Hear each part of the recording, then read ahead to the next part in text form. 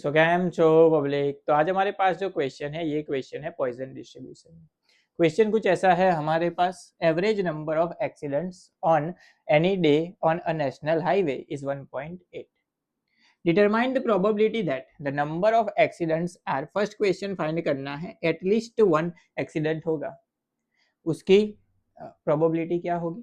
At most one accident होगा उसकी probability, and third है एग्जैक्टली वन एक्सीडेंट होगा उसकी प्रोबेबिलिटी क्या होगी। अभी यहाँ पे ये जो क्वेश्चन है वो हमको पॉइजन डिस्ट्रीब्यूशन में से दिया हुआ है।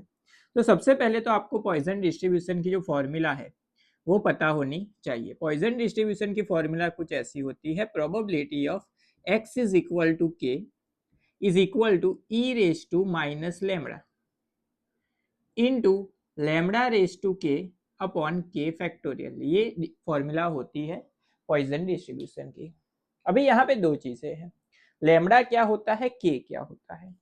सो सबसे पहले लेमड़ा जो हमको गिवन है कि average number of accident on any day on national highway is 1.8, यानी कि एवरेज जो नंबर दिया होता है वो हमारा क्या होता है, लेमड़ा, यानी कि लेमड़ा की वैल्यू है 1.8। इस फॉर्मूला में लेमड़ा की जगह पे 1.8 पुट करेंगे, so probability of x is equal to k that is equal to e raise to minus 1.8 into 1.8 raise to k upon k factorial, ये होगा। अभी यहाँ पे फर्स्ट क्वेश्चन जो हमको पूछा गया है वो क्या है, at least one. At least one, at least one का मतलब क्या हुआ कि वन तो होना ही चाहिए, वन से ज्यादा बार हो तो भी चलेगा। वन से ज्यादा बार मतलब कितनी बार, 1 2 3 4 अप टू इंफिनिटी। तो ऐसा तो है नहीं कि के की जगह पे हम 1 पुट करें, 2 पुट करें, 3 पुट करें, अप टू इंफिनिटी तक कैलकुलेट करें।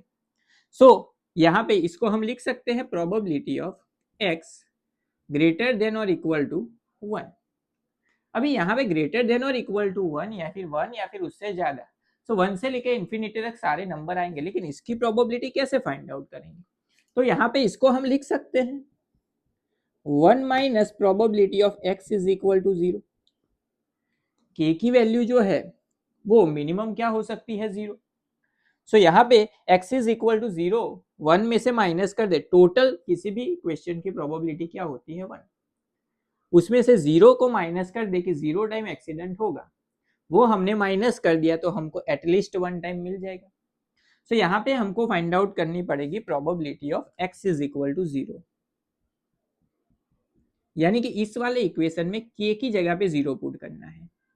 सो e raise to minus 1.8 into 1.8 raise to 0 upon 0 factorial. 0 factorial होता है 1, किसी की भी पावर 0 हो तो वो भी क्या होगी, 1 होगी। तो बचेगा क्या, e raise to minus 1.8। e raise to minus 1.8 आप अगर कैलसी में कैलकुलेट करो तो आपको जो आंसर मिलेगा वो होगा 0.1653। यहाँ पे मैंने आंसर लिखे हुए हैं ताकि कैलकुलेट मुझे ना करना पड़े। Okay, so e raise to minus 1.8 की वैल्यू होगी 0.1653। इस वैल्यू को यहाँ पे पुट कर लेते हैं। So probability of x greater than और equal to 1 that is equal to 1 minus probability of x is equal to 0। So लिख सकते हैं 1 minus probability of x is equal to 0, यानी कि 0.1653। 1 में से इसको माइनस करो कैलसी में तो आपका जो आंसर मिलेगा वो होगा 0.8347। ये मैंने कैलकुलेट किया हुआ है ऑलरेडी। अब इसमें सेकंड क्वेश्चन देखते हैं।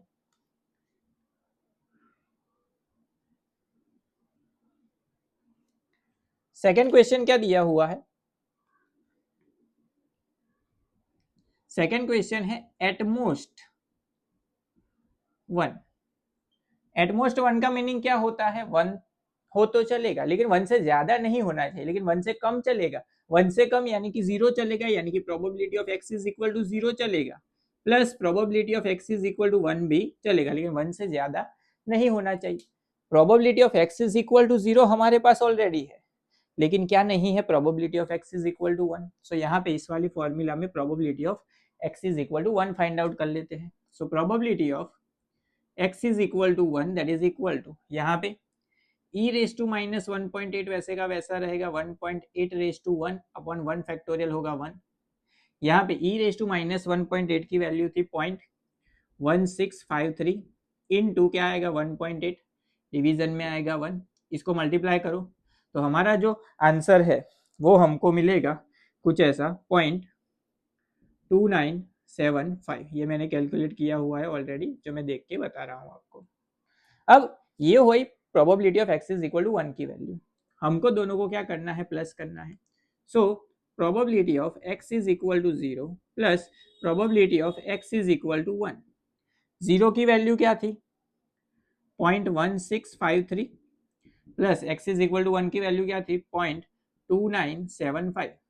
इन दोनों को अगर हम प्लस करेंगे तो हमारा जो आंसर है वो होगा 0.4628। तो ये हो गई हमारी एटमोस्ट 1 की वैल्यू।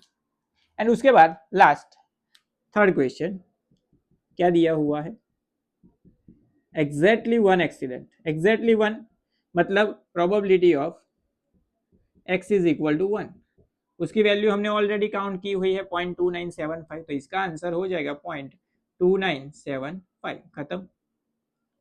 तो यहाँ पे आपको अगर फॉर्मूला पता है तो आप आसानी से इस टाइप के क्वेश्चन को सॉल्व कर सकते हो।